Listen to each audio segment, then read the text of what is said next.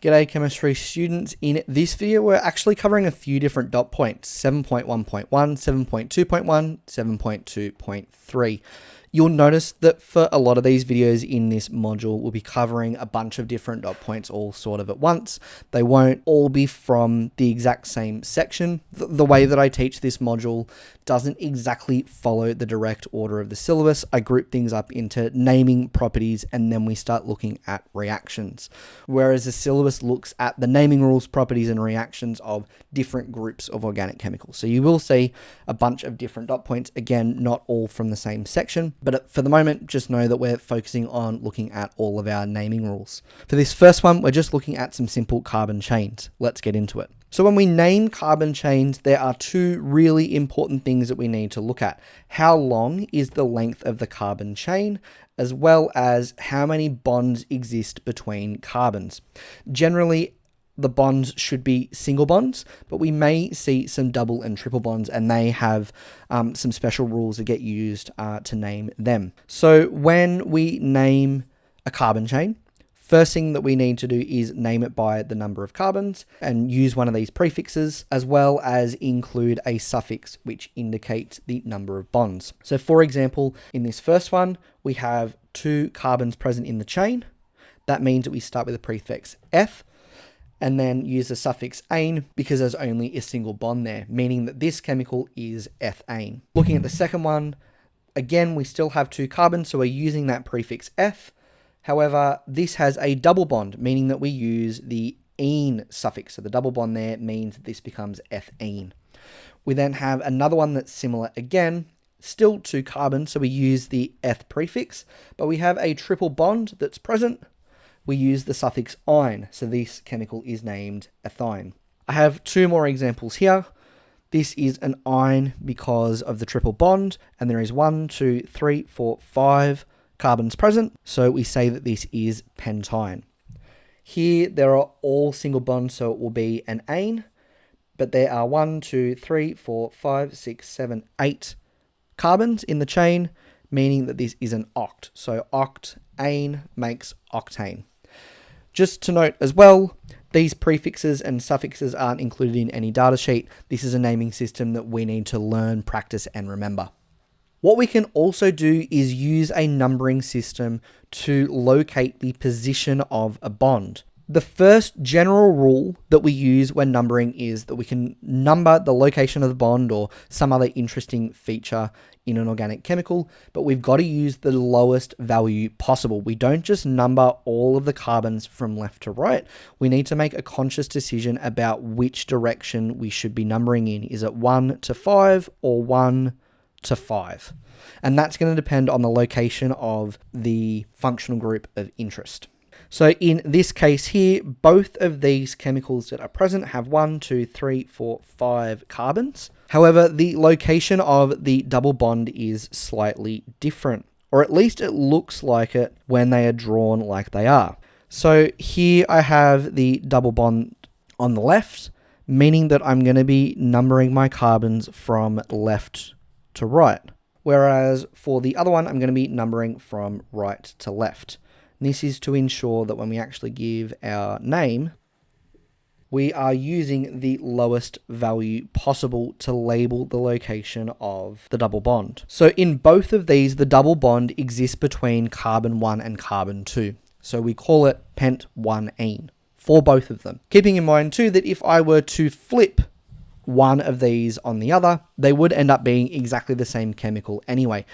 And this is something that we need to be mindful of. Even though 2 chemicals may look different, they may actually be identical, just depends on how we flip them or rotate them, etc. The second rule that we have here is that numbering is not needed if there are no other alternate positions. So here we could label propene prop-1-ene, but it doesn't matter where the double bond on the carbon is. Even if the double bond was here, it would still be prop-1-ene. And because there's no way to have prop-2-ene, there is no reason to put a number in the middle. Technically, it's not wrong to do so. Prop-ene and prop-1-ene would both be acceptable ways of naming this chemical, but it isn't necessary.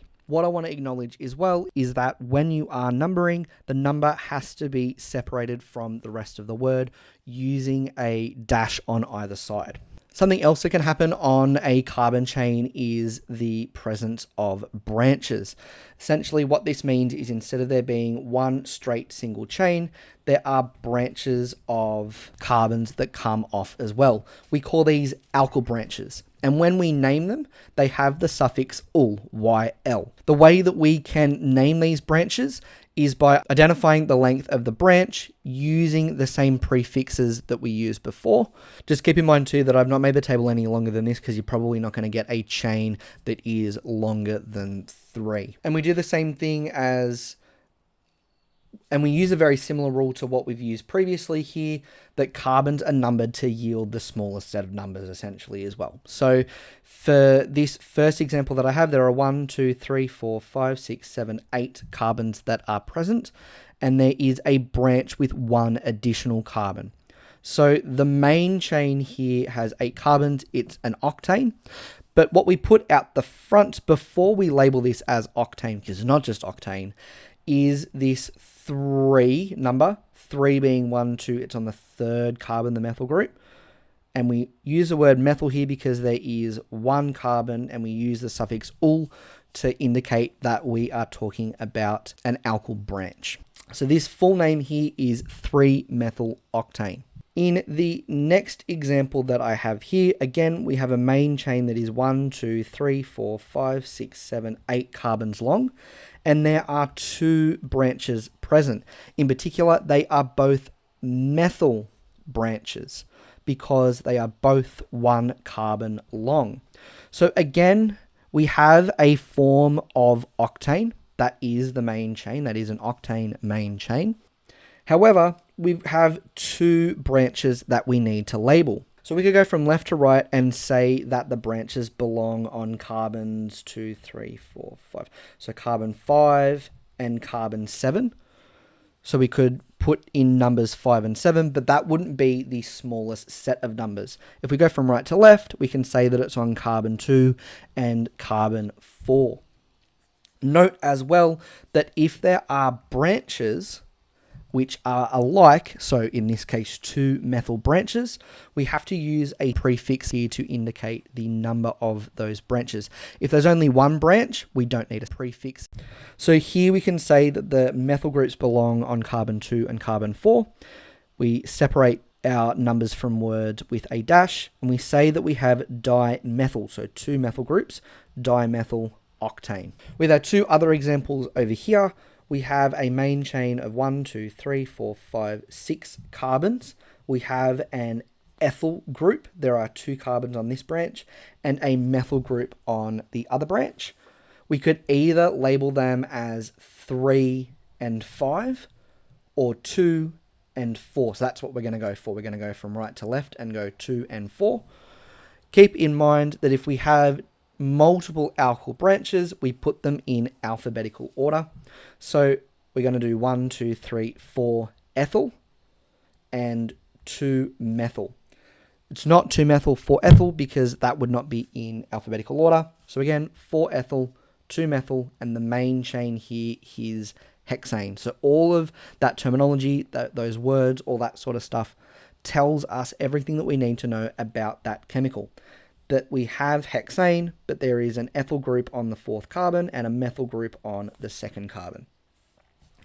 With our final example here, what we have again is a main chain of hexane. There are 6 carbons here. And the branches come off the same carbon. So we still acknowledge that there are 2 methyl branches. So we use that dimethyl terminology that we did before. However, when we number, we say that they belong on the same carbon, and they both belong on the 3rd carbon here. So it's 3,3-dimethyl hexane. At this point, you may be feeling like there are lots and lots and lots of rules that are being covered, and it's all getting quite complex. I just wanted to acknowledge that and say, that's completely fine. Again, we are working with a lot of rules. Essentially, what we'll be doing in the coming lessons is lots and lots and lots of practice so we can master a lot of these rules. I'm showing you them all first. We can then look back at these slides as a reference and then start to practice these yourself. There's one more group of what we call substituents, things that are bonded to the carbon, substituents that I want to look at in this video, and that's looking at how we name halides on carbon chains. So halides are things that are in group 17 on the periodic table. Fluorine, chlorine, bromine, iodine, they're quite common to appear on organic chemicals, and there are some naming rules that we need to include as well. Essentially, halides are named in alphabetical order, just like alkyl groups from the slide previous, and again, we're always trying to get the lowest set of numbers. So to name a halide, we need to use a prefix, fluoro, chloro, bromo, or iodo. And again, we use our di, tris, or tetras as prefixes to also indicate the number of each of the halides which are present. So in our first example, we have 3 different halides. They are all unique, which means they don't need any prefixes because there's only one of each halide.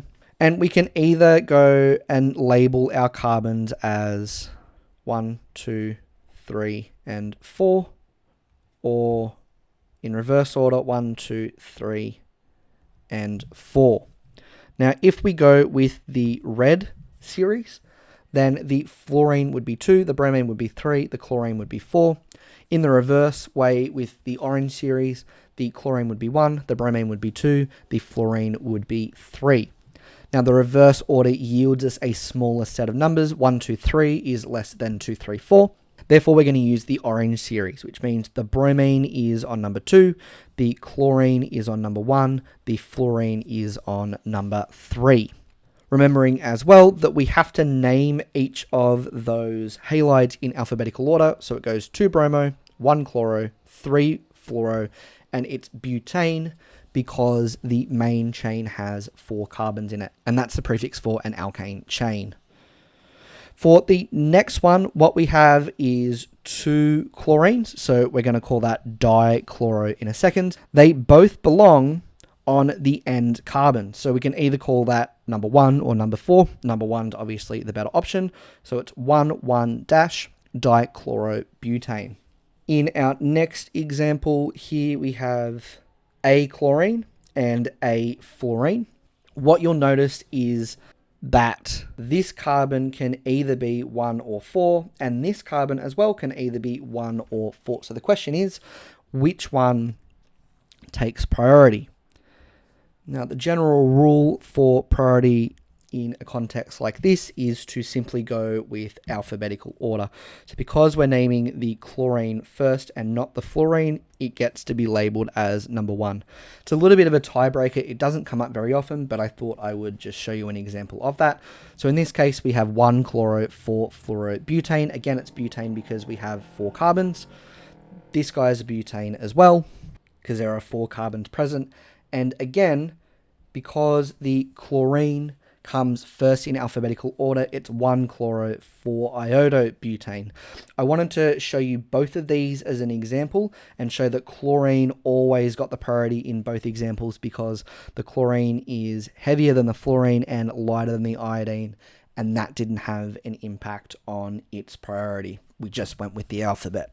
For this last part of the video, I'm going to go through some advanced rules. These rules aren't going to be absolutely imperative to our first lessons when naming. The rules that I'm going to be showing you may even go a bit beyond the bounds of our syllabus. I think that if you can understand some of these concepts, then the naming rules that you're expected to know are going to be an absolute piece of cake. However, the syllabus isn't particularly explicit about what kinds of chemicals are included and expected for you to be able to name and what chemicals aren't. So I'm going to do a little bit more than is probably necessary. If you want to continue listening along, you're more than welcome to. It would be recommended, but it's not going to be absolutely necessary for our next lesson. So what I wanted to look at is, well, what if you had lots of double and triple bonds present in the same chemical? How would you go about naming them? The steps that we need to take first is identify the length of the main chain. In our first example, there are 5 carbons present, so we're going to be using a penta prefix. We then need to number the location of the bonds, again using the lowest possible sets of values. So here there are 2 double bonds, and they are on the end, so on carbon 1 and carbon 2, so 1 and 2. That's why I've got these 1s and 2s here. We then need to indicate the number of like bonds using the prefixes which are in the table. So because both of these are double bonds, we have 2 lots of enes or diene. And if there is an alkene and an alkyne that is present, we always name the alkane first. Again, it's an alphabetical order thing. So in this example, we have penta, which is our main chain of 5, 1, 2 for our double bonds, and di because there are 2 bonds, ene because the bonds are double bonds. So penta, 1, 2, diene. Noting as well that numbers are separated by commas and text and numbers are separated by dashes. In the second example, what we have is 1 double bond and 3 triple bonds. In this case, we're going to get a lower set of numbers if we go from left to right. So the 2 triple bonds are on the 1st and 3rd carbon, and the double bond is on the 7th carbon, or starts on the 7th carbon. We can also identify the length of the main chain. So that's 1, 2, 3, 4, 5, 6, 7, 8 carbon. So it's going to be an oct prefix that we start with. That's what that is here. We know our numbers. We just need to name our alkenes first and our alkynes second. So it's going to be oct 7-ene for the double bond on the that starts on the 7th carbon, and then 1,3-diene for the 2 triple bonds that are on that start on the 1st and 3rd carbon. Next example, what if we have double and triple bonds as well as halogens on the same chemical? The short of it is we always prioritize double and triple bonds over halogens when we do our numbering. It's about as simple as that. Otherwise, all the other rules stay as they are. So if I have a double bond here, doesn't matter that there are lots of chlorines on the other side, this carbon will always be number 1 because that's where the double bond is. The double bond gets priority when numbering. We have a chain which is 1, 2, 3, 4, 5, 6 carbons long. That's why we get hex 1-ene down the bottom. We then add before that all the information about the substituents, in this case our 3 chlorines which are on the 6th carbon, so it's 6,6,6 trichloro hex 1-ene.